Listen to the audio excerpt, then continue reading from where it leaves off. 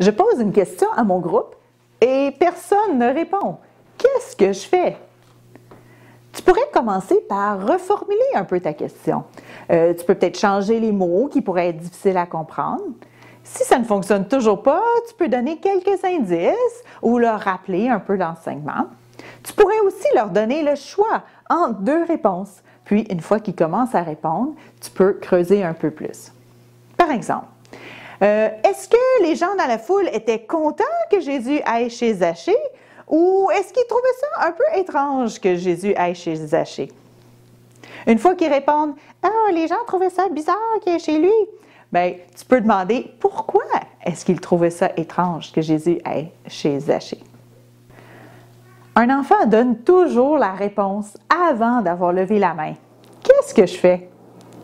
Bien, si tu veux que les enfants lèvent la main pour répondre à une question, assure-toi de leur avoir bien expliqué la consigne de lever la main et d'attendre d'être choisi avant de commencer l'activité. C'est sûr qu'il y en aura toujours un qui va crier la réponse, même s'il n'a pas levé la main ou pendant qu'il lève la main. Réponds-lui « Oups, rappelle-toi qu'il faut lever la main avant de répondre. » Puis, tourne-toi vers un enfant qui a la main levée. « Oh, je vois la main d'Étienne. Étienne, tu attends bien tranquillement avec ta main levée, alors tu peux répondre à la question. » Étienne donne la réponse et le point va à Étienne qui attendait avec la main levée. De cette façon, tu mets plus d'emphase sur le comportement positif et ça donne le goût aux autres de faire la même chose. Un jeune reste assis, les bras croisés et regarde le sol. Il ne participe pas du tout. Qu'est-ce que je fais? Eh bien, il peut y avoir plusieurs raisons pourquoi un enfant ou un ado pourrait agir de cette façon. Tu peux essayer de l'inclure doucement dans la conversation en lui demandant plus personnellement « Toi, Julie, qu'est-ce que tu en penses? » Peut-être que ça va fonctionner, peut-être que non. N'en fais pas un grand cas pendant le temps d'enseignement. Vois cette attitude-là plus comme un signe que c'est un jeune avec qui tu as besoin de connecter davantage. À l'extérieur du temps d'enseignement, prends le temps de t'intéresser à qui il ou elle est comme personne et apprends plus sur ce qu'il aime. N'oublie pas que si tu parles seul avec un mineur, tu dois toujours être à un endroit qui est à la vue de tous. C'est possible aussi que ce soit un jeune qui n'est pas habitué d'être à un endroit où l'on parle de Dieu et qu'il ait besoin d'être rassuré qu'il est vraiment le bienvenu et qu'on est intéressé à savoir ce qu'il pense. Il arrive parfois qu'un des jeunes soit un peu plus vieux que le reste du groupe et qu'il se sente comme s'il est trop cool pour les activités proposées. À ce moment-là, avant le prochain temps d'enseignement, donne-lui une tâche à faire. Tu pourrais par exemple lui demander de placer le matériel lorsque ce sera le temps pour une certaine activité. Si tu prends le temps de lui parler à l'avance, il se sentira beaucoup plus impliqué. Au lieu de participer à l'activité, mes jeunes parlent entre eux. Qu'est-ce que je fais? Bien, premièrement, assure-toi que les activités que tu as choisies avancent à un bon rythme et changent assez fréquemment pour garder les jeunes intéressés et impliqués. Si les enfants sont distraits, c'est un bon signal qu'il est le temps de changer d'activité ou qu'il faut que tu accélères la cadence de l'activité. Tu peux aussi t'arranger pour que les enfants qui ont le plus tendance à parler ensemble ne soient pas assis côte à côte. Tu peux avoir demandé à l'avance à ton assistant de s'asseoir entre tel et tel jeune. Tu peux aussi inviter l'enfant qui a le plus la chance de t'interrompre de s'asseoir directement à côté de toi. Parfois, simplement le fait de déposer doucement ta main sur son épaule lorsqu'il parle, quand ce n'est pas le temps, est suffisant pour lui faire réaliser qu'il ne devrait pas être en train de parler en ce moment. Parfois, tu peux t'adresser directement au jeune qui parle avec son ami en lui posant une question sur la leçon. Dis-moi, Timothée, pourquoi est-ce que tu penses que Jésus a dit qu'il est venu chercher et sauver ce qui était perdu? De cette façon, tu ramènes l'attention du jeune qui parlait sans avoir à dire « Timothée, arrête de parler ».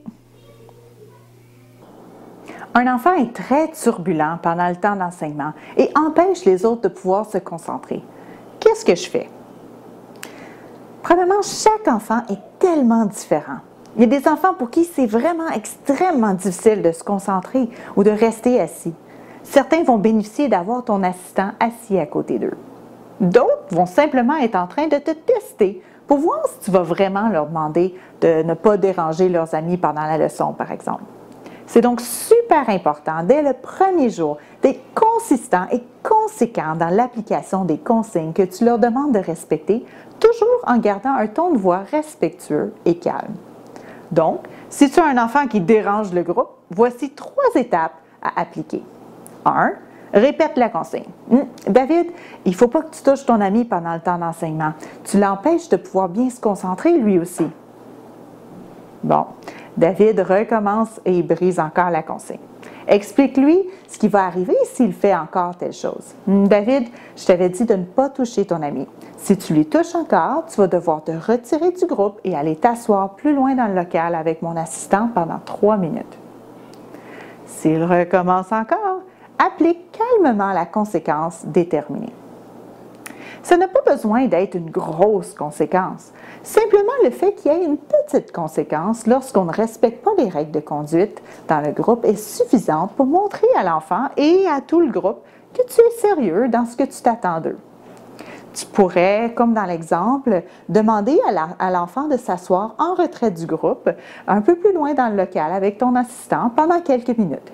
De cette façon, il entend l'enseignement, mais le message est clair pour lui et pour les autres que tu ne toléreras pas un certain comportement. Évidemment, si l'enfant a un comportement violent, tu auras besoin d'envoyer ton assistant chercher l'aide appropriée. Malgré le fait que j'ai appliqué tous les trucs que j'ai appris dans la formation, mon temps d'enseignement ne va toujours pas bien. Qu'est-ce que je fais? Bien, premièrement, ne t'inquiète pas. Si chaque enfant est différent, eh bien forcément, chaque groupe d'enfants sera différent. Ça peut prendre du temps pour trouver ce qui fonctionne bien avec ton groupe. Les enseignants et enseignantes à l'école savent que pendant tout le mois de septembre, les enfants s'habituent aux règles de vie et au fonctionnement de la classe. Ne sois donc pas surpris si les premières fois que tu enseignes à un groupe, tu rencontres certains défis. Avant tout, demande de l'aide à Dieu. Puis, continue de chercher des solutions, essaye différentes activités et demande conseil. N'aie surtout pas peur de demander conseil. On a parfois l'impression que pour être un bon animateur, on devrait toujours savoir comment gérer parfaitement notre groupe. Mais comme chaque groupe est vraiment différent, tu vas certainement rencontrer des nouveaux défis à surmonter avec chaque nouveau groupe. Un bon animateur est quelqu'un qui a assez à cœur ses jeunes pour aller chercher des conseils quand il en a besoin.